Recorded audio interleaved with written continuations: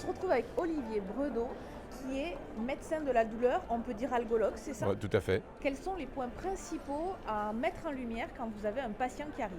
Et je crois qu'il faut savoir écouter et qu'il y a un temps d'écoute de la patiente. Je pense que ce temps d'écoute a été extrêmement chanté dans ces dernières années et les diagnostics sont revisités assez simplement sur cette écoute de la personne. Il y a une autre fonction qui est aussi importante, c'est qu'il ne faut jamais oublier, dans le temps de la consultation initiale, il y a une évaluation indispensable qui doit être faite, y compris par un examen clinique. Et l'examen clinique est un élément extrêmement important pour pouvoir relier la douleur spontanée à la douleur qui est provoquée par l'examen. La concordance des deux douleurs peut être des éléments très importants pour la prise en charge. Et le troisième point, c'est de rendre les patients autonomes, d'avoir un profil éducatif vis-à-vis de ces patients.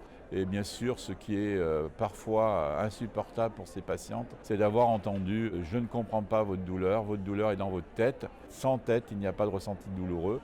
Et donc, ce n'est pas la tête qui explique ce que ressentent les patientes. C'est pas dans la tête, c'est pas psychologique. Voilà, C'est voilà. dans la tête, mais c'est pas D'ailleurs, le psychologique. mot douleur psychogène a été abandonné des livres de formation depuis 2-3 ans maintenant. Très bien. Et les clés qu'on peut donner aux patientes, ça sera pour la suite. Voilà, tout à fait.